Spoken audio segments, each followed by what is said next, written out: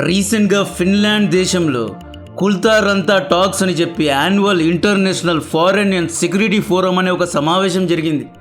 భారత విదేశాంగ మంత్రి జయశంకర్ గారితో పాటు ఫిన్లాండ్ ఫారెన్ మినిస్టర్ ఇలీనా గారు, యుఏఈ మినిస్టర్ లానా బింట్ గారు పాల్గొన్నారు. ఈ మీటింగ్లో Jaishankar garu US and Europe double స్టాండర్డ్స్ను అద్భుతంగా ఎండగట్టారు. మీటింగ్ స్టార్ట్ అయిన వెంటనే first question straight on nose anchor Jaishankar గారికి అడిగాడు. రష్యా యుక్రెయిన్ యుద్ధంలో ఇండియా ఎందుకని నాన్ కమిటెడ్గా ఉంది, రష్యా ఫుల్గా సపోర్ట్ చేస్తోంది, రష్యా వైపే లీన్ అయి ఉంది అని చెప్పి అడిగాడు. దీనికి సమాధానంగా జయశంకర్ గారు ఏషియాలో ఇండియా పాకిస్తాన్ మధ్య ఆల్రెడీ 4 యుద్ధాలు జరిగాయి, రీసెంట్గా కూడా 3 రోజుల యుద్ధం జరిగింది, ఆఫ్ఘనిస్తాన్లో, గల్ఫ్లో, సౌత్ ఏషియాలో, ఇలా సౌత్ చైనా సీలో ఇలా ఎన్నో యుద్ధాలు జరిగాయి. యూరోప్ ఎప్పుడైనా ఎవరి సైడ్ అయినా తీసుకుందా? యూరోప్ సైనికులు ఇక్కడి యుద్ధంలో పాల్గొన్నారా? లేదు. ఏషియాలో జరుగుతున్న యుద్ధం గురించి యూరోప్ ప్రజలు ఎప్పుడైనా చింతించారా?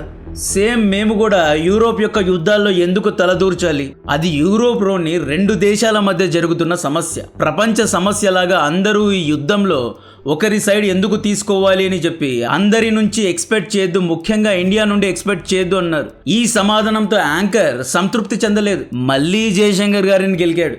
ఇంకా ప్రెస్ చేస్తూ, అలా కాదు, నేనేమంటున్నాను అంటే ఇండియా రష్యా పైనే సింపతి చూపిస్తోంది, రష్యా నుండి ఆయిల్ కొంటోంది, రష్యా నుండి యుద్ధ ఆయుధాలను కొంటున్నారు, రష్యా వైపే ఉన్నారు, వెస్ట్ యూరోప్ పై సింపతి లేదు, వెస్ట్ యూరోప్ పై మీకు ప్రేమ లేదు అని అడిగాడు. జయశంకర్ గారు ఇంకొకసారి యాంకర్ నోరు ఎత్తకుండా సమాధానం ఇచ్చాడు. యుక్రెయిన్ రష్యా మధ్య 2022 నుండి యుద్ధం జరుగుతోంది, మేము రష్యాకు ఆయుధాలు ఇప్పటి వరకు సప్లై చేయలేదు అన్నారు. ఇండియా సప్లై చేసే డ్రోన్స్ లేదా మిజైల్స్ లేదా ఆర్టిలరీ షెల్స్తో రష్యా యుక్రెయిన్పై కానీ ఇతర యూరోప్ దేశాలపై కానీ దాడి చేయలేదు అని సమాధానం ఇచ్చారు.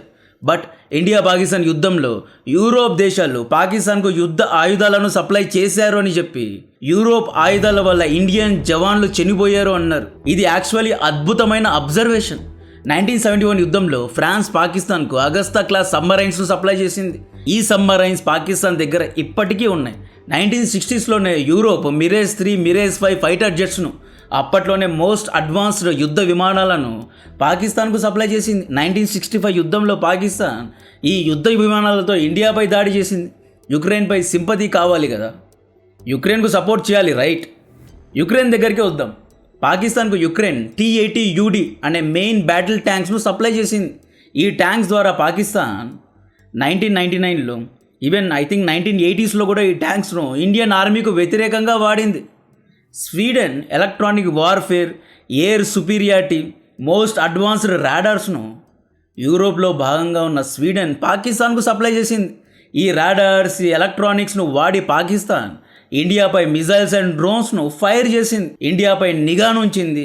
అండ్ మనకు తెలియకుండా శాటిలైట్ డేటా కూడా యూరోప్ దేశాలు పాకిస్తాన్కే సప్లై చేసాయి. ఇంటర్నేషనల్ ఫోరంలో కూడా పాకిస్తాన్పై చాలా సింపథెటిక్గా మాట్లాడాయి. కాశ్మీర్ ఇష్యూలో పాకిస్తాన్కే సపోర్ట్ చేసాయి. ఆ so called Sweden Saab 2000 airborne early warning and control యుద్ధ విమానాలను కూడా సప్లై చేసింది. శాబ్ ఇప్పటికీ పాకిస్తాన్ దగ్గర ఉంది. మొన్న రీసెంట్గా ఆపరేషన్ సింధూర్లో కూడా ఇదే శాబ్ను ఐ థింక్ మనం లేపేశాం. ఈ శాబ్ ఎయిర్ క్రాఫ్ట్స్ను స్వీడన్ పాకిస్తాన్కు సప్లై చేసింది. అండ్ ఈ శాబ్ ద్వారా పాకిస్తాన్ మన యొక్క టెరిటరీస్పై నిఘా ఉంచింది. అడ్వాన్స్డ్ ఎయిర్ క్రాఫ్ట్స్, రాడార్స్ ఇలా ఎన్నో సప్లై చేశారు.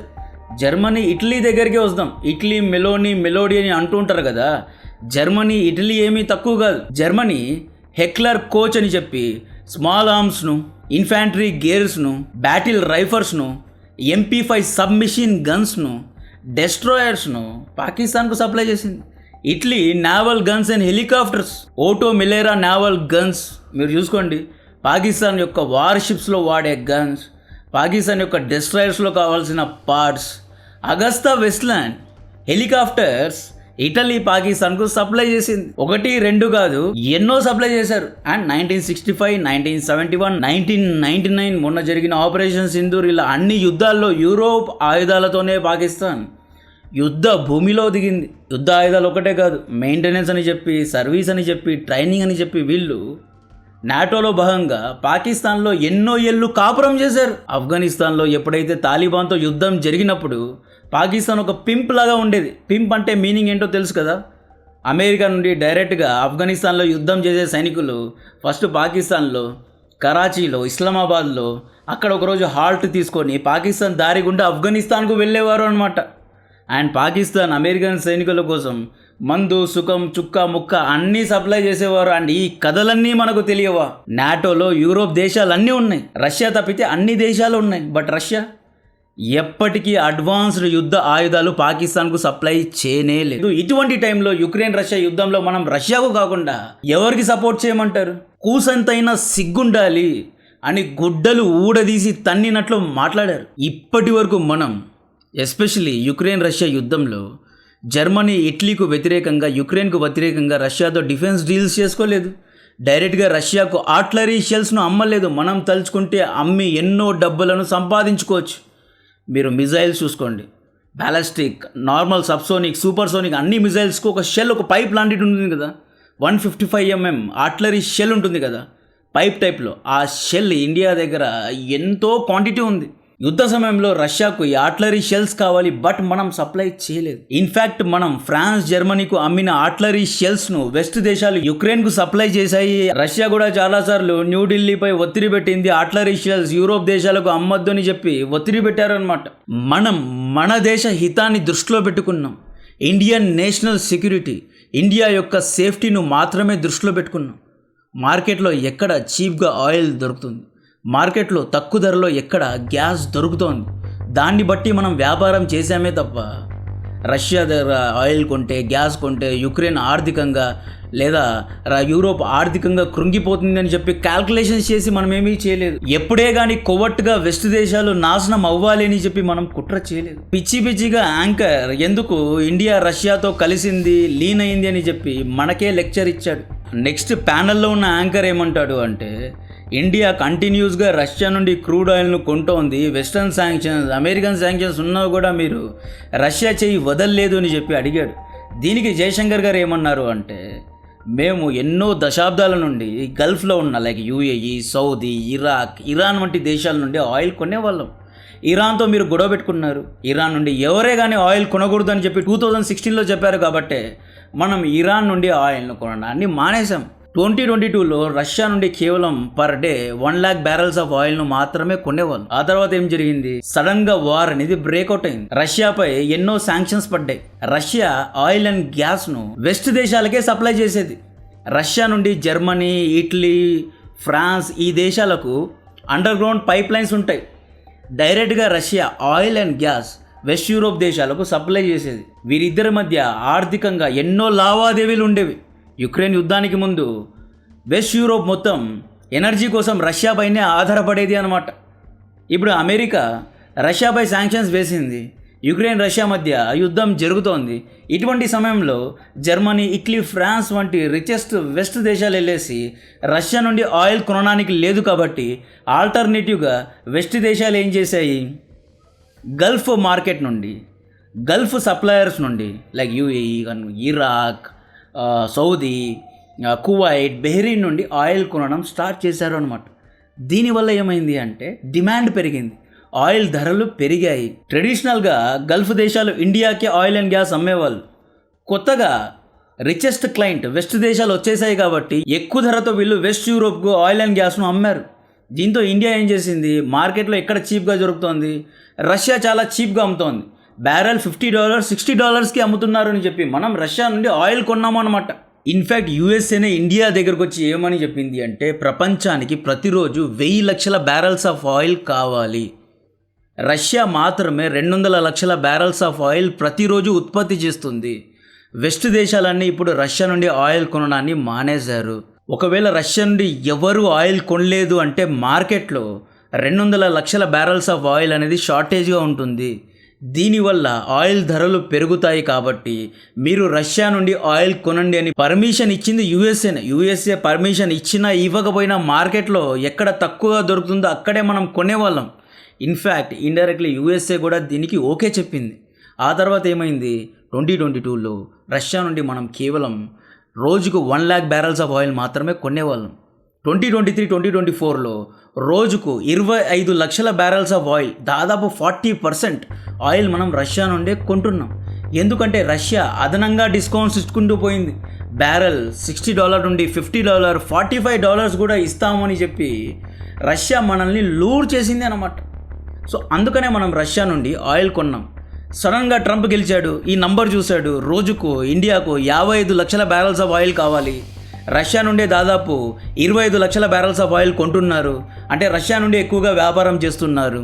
అమెరికా నుండి ఏమీ కొనడం లేదు, వెనజులా నుండి ఏమీ కొనడం లేదు అని చెప్పి ఈయన ఇండియాను టార్గెట్ చేశాడు. డొనాల్డ్ ట్రంప్ ప్రెసిడెంట్గా గెలవడానికి ఎక్సాన్ మొబిల్, చెవరాన్ అనే అమెరికన్ ఆయిల్ కంపెనీస్ సపోర్ట్ చేసాయి, ఫండింగ్ ఇచ్చాయి. ఇండియాలో అంబానీ, అదానీ ఎలాగైతే పవర్ఫుల్, అమెరికాలో ఎక్సాన్ మొబిల్, చెవరాన్ వంటి కంపెనీస్ కూడా చాలా పవర్ఫుల్ అనమాట. డొనాల్డ్ ట్రంప్ ఏమన్నాడు అంటే రష్యా నుండి కొనే ఆయిల్ను డైవర్ట్ చేసి యుఎస్ఏ నుండి కొనండి, ఎక్సాన్ మొబిల్, చెవరాన్ లేదా వెనజులా నుండి కొనండి అని చెప్పి కండిషన్ పెట్టాడు అనమాట. ఇది ప్యూర్లీ బిజినెస్. జయశంకర్ గారు ఏమంటారు అంటే ఇది కిరాణా కొట్టు కాదు, లేదా చిన్నపిల్లల ఆట కాదు, వీఆర్ ఆల్ అడల్ట్స్ అంటారు. చిన్నపిల్లలు ఎలా గొడవపడతారు, నువ్వు వాడితో ఆడితే నీతో ఫ్రెండ్షిప్ చేయను, నువ్వు నాతోనే ఆడుకోవాలి అన్నట్లు ఎలాగైతే చిన్నపిల్లలు మారం చేస్తారో ఈ విధంగా ఈ వ్యక్తి అమెరికన్ ఇంట్రెస్ట్ను చూసుకొని ఆన్ అండ్ ఆఫ్ అమెరికా ఇంట్రెస్ట్కు సూట్ అయితే రష్యన్ ఆయిల్ కొనండి, యుఎస్ఏ ఇంట్రెస్ట్ సూట్ కాకపోతే కొనకూడదు. అమెరికాతో మీరు $40 బిలియన్ ట్రేడ్ సర్ప్లస్లో ఉన్నారు, అమెరికా ద్వారా ఎక్కువ డబ్బు సంపాదిస్తున్నారు, రష్యాకి వెళ్ళి ఆయిల్ కొంటారా? ఈ విధంగా డబుల్ స్టాండర్డ్స్గా అమెరికా మాట్లాడడాన్ని జయశంకర్ గారు ఎండ గట్టిన తర్వాత ఫిన్లాండ్ ఫారెన్ మినిస్టర్ ఎలీనా ఏమంటుంది అంటే కరెక్టే కదా, పర్ బ్యారల్ ఆయిల్ ఇంత ప్రైస్లో కొనాలి అని చెప్పి ప్రైస్ క్యాప్ను వరల్డ్ ఆర్డర్లో అంటే ఇంటర్నేషనల్ రూల్స్లో సెట్ చేశారు. ప్రైస్ క్యాప్ పర్ బ్యారల్ $80 అనుకోండి. $80 పెట్టి రష్యా, యుక్రెయిన్, వెనజులా ఎక్కడైనా కొనుక్కోవచ్చు. మీకు అంతగా ఉంటే రష్యా యొక్క ఆయిల్ ప్రొడక్షన్నే బ్యాన్ చేయండి. రష్యా నుండి యూరోప్లోని ఎన్నో దేశాలు ఆయిల్ అండ్ గ్యాస్ను కొంటున్నాయి, అటువంటి దేశాలను బ్యాన్ చేయండి. రష్యా నుండి చైనా ఆయిల్ కొంటోంది కాబట్టి చైనాతో వస్తువులను కొనడాన్ని, వస్తువులను అమ్మడాన్ని దమ్ముంటే బ్యాన్ చేయండి. రష్యాను పూర్తిగా ప్రపంచం నుండి దమ్ముంటే ఐసోలేట్ చేయండి. సో ఈ విధంగా యుఎస్ఏ డబుల్ స్టాండర్డ్స్ను కూడా ఎండగట్టారు. 80 ఏళ్ల నాటి వరల్డ్ ఆర్డర్ను చేంజ్ చేయాలా లేదా అని చెప్పి అడిగిన క్వశ్చన్కు జయశంకర్ గారు అద్భుతంగా సమాధానం ఇచ్చారు. డెఫినెట్గా వరల్డ్ ఆర్డర్ చేంజ్ అవ్వాలి, యూనిపోలార్ వరల్డ్ ఉండకూడదు. అమెరికా చెప్పినట్లే ప్రపంచ దేశాలు ఇక నుండి వినవు. ఇరాన్ యుద్ధంలోనే మనకు తెలిసిపోయింది కదా, ఇరాన్ను ఓడించడం నాటో అండ్ అమెరికా దేశాలకు చేతకాని పరిస్థితి. చైనా కూడా, రష్యా కూడా వరల్డ్ ఆర్డర్ను సెట్ చేస్తోంది. మల్టీపోలార్ వరల్డ్ రానుంది, మల్టీలాటరల్ కరెన్సీ రానుంది, డాలర్తోనే వ్యాపారం చేయాలి. అమెరికా చెప్పిందే రూల్, అమెరికా రాసిందే రూల్ అనడానికి లేదు. అన్క్లోజ్ ట్రీటీ ఉంది, ఇంటర్నేషనల్ లాస్ ఉన్నాయి. స్ట్రైట్ ఆఫ్ హర్మూజ్ను 110 రోజుల నుండి ఇరాన్ బ్లాక్ చేసింది. ఇంటర్నేషనల్ వాటర్స్ను బ్లాక్ చేయడం చట్టరీత్యా నేరం. అయినా ఇరాన్ను ఎవరూ ఏమీ పీకలేకపోయారు, రైట్? అమెరికా నీతి వ్యాఖ్యలు చెప్తుంది, ఇంటర్నేషనల్ లా గురించి మాట్లాడుతూ ఉంటుంది, వరల్డ్ ఆర్డర్ను రాస్తూ ఉంటుంది, రైట్? అమెరికా ఇల్లీగల్గా స్ట్రైట్ ఆఫ్ హర్మూజ్ను బ్లాక్ చేసింది. గల్ఫ్ ఆఫ్ ఒమాన్ కోస్ట్ దగ్గర ఉన్న 4 ఇండియన్ షిప్స్పై దాడి చేసింది. లీథల్ వెపన్స్తో దాడి చేసింది, ఇంజన్ రూమ్స్పై దాడి చేసింది. కమర్షియల్ షిప్స్పై వార్నింగ్ ఇవ్వకుండా ఎప్పటికీ దాడి చేయకూడదు. గత 4 రోజుల నుండి యుఎస్ఏ నేవీ ఇండియన్ సేలర్స్ ఉన్న షిప్స్పై దాడి చేసింది, కావాలనే దాడి చేసింది. అన్ని షిప్స్లో ఇండియన్ సేలర్స్ ఉంటారు, కావాలనే దీన్ని ఇంటర్నేషనలైజ్ చేయాలి. ఇరాన్ యుద్ధంలో అమెరికా దగ్గర కార్డ్స్ ఉన్నాయి, అమెరికా తలుచుకుంటే ప్రపంచ వ్యాపారాన్ని స్తంభించేలా చేస్తుంది అని చెప్పి కావాలనే అమెరికన్ నేవీ ఏమంటోంది అంటే ఆ షిప్లో ఉన్న క్రూ మెంబర్స్కు మేము హెచ్చరించాము, అయినా వాళ్ళు వినలేదు అంటున్నారు. వీళ్ళు హెచ్చరించలేదు, హెచ్చరించి ఉంటే వాళ్ళు వినేవాళ్ళు. మేము మీపై మిజైల్ ఫైర్ చేస్తామని హెచ్చరిస్తే ఎవడైనా షిప్ను ఆపుతాడు. వీళ్ళు కావాలనే ఇండియాను తక్కువగా చేయడానికే దాడి చేశారు. యుఎస్ఏ మన షిప్స్పై దాడి చేసిన వెంటనే నేను వీడియో చేశాను, ప్రభుత్వాన్ని ప్రశ్నించా. జయశంకర్ గారి యొక్క పాలసీ సరిగ్గా లేదు, ఈయన డైరెక్ట్గానే మార్కో రూబియోతో మాట్లాడాలి అని చెప్పా కదా. ఈరోజు జయశంకర్ గారు మార్కో రూబియోతో మాట్లాడారు. నేను చెప్పిన దానికే మాట్లాడారు అని కాదు, అక్కడెక్కడైనా తప్పు జరిగితే భారతదేశ హితం కాంప్రమైజ్ అయింది అని తెలిస్తే లేసే గొంతులో మొదటి గొంతు నాదే. అలా అని ప్రతిదాన్ని ఒక నెగిటివ్గా తీసుకెళ్ళి ప్రతిదాన్ని విమర్శించే క్యారెక్టర్ నాది కాదు. మంచి జరిగిందా మంచి జరిగింది, చెడు జరిగిందా చెడు జరిగింది. ఇండియన్ సేలర్స్ చనిపోయినప్పుడు ఇండియా స్ట్రాంగ్గా రియాక్ట్ కాలేదు, డిప్లొమాటిక్గా వెళ్ళింది, విస్పర్ చేసింది, ఎవరినో అంబాసిడర్ని సమ్మన్ చేసింది. ఇది సరిపోదు. ఇంకా చెప్తున్న పిఎం మోడీ గారు డైరెక్ట్గా దీన్ని ఖండించాలి. భారత్ యొక్క 3 లక్షల మంది సైలర్స్ ఉన్నారు.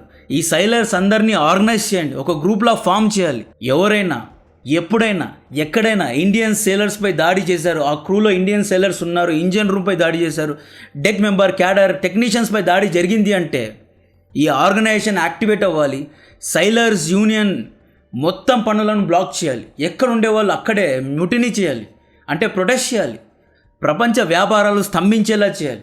మనం తప్పితే ఇలాంటి పనులు ఎవరూ చేయలేరండి అనుకొని ఉంటారు. వెస్ట్ దేశాలు, యూరోప్ దేశాలు ఇలాంటి పనులు చేయడానికి ఎవరు లేరు. వాళ్ళందరూ ముసలి వాళ్ళు అయ్యారు. బంగ్లాదేశీలకు ఇటువంటి టెక్నికల్ వర్క్స్ రావు. Maybe fitting, STP cleaning, plumbing works చేయగలరు. పాకిస్తానీలు నామ్ నిషానా తోడా ఆశానాగాళ్ళు. వాళ్ళకు చదువు రాదు, సంధ్యలు లేవు. సౌత్ ఏషియన్ దేశాలు మనలాగా ఫ్లెక్సిబుల్గా పనిచేయరు. 8 గంటలంటే కట్టుకట్ 8 గంటలు. చైనీస్కు ఇంగ్లీష్ రాదు. ఎక్కడో పెసిఫిక్ మహాసముద్రంలో ఇంగ్లీష్లో ఏదైనా డిస్ట్రెస్ కాల్ అనౌన్స్ చేయడానికి కూడా వాళ్ళకు ఇంగ్లీష్ రాదు.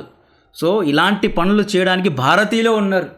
సాఫ్ట్వేర్ పనులు చేయాలన్నా, ఇలాంటి ఆయిల్ అండ్ గ్యాస్లో పని చేయాలన్నా, గల్ఫ్ దేశాల్లో కన్స్ట్రక్షన్ పనులు చేయాలన్నా, నేను కూడా గల్ఫ్ దేశాల్లో కన్స్ట్రక్షన్ పనులు, కన్సల్టెన్సీ పనులు చేసి వచ్చిన వాడిని. ఇలాంటి ఇంటర్నేషనల్ షిప్లో సైలింగ్ చేయాలన్నా దమ్ము ఉండాలి. అలాంటి దమ్ము భారతీయులకే ఉంది కాబట్టి మనం ఒక యూనియన్లా ఫామ్ అయ్యి ప్రొటెస్ట్ చేయాలి అంటున్నా. దీని గురించిన మరిన్ని డీటెయిల్స్ చెప్తూనే ఉంటా. జయశంకర్ గారు అద్భుతంగా మాట్లాడారు. యూరోప్ దేశ ప్రజలకు ఇలాగే సమాధానం ఇవ్వాలి. జై హింద్.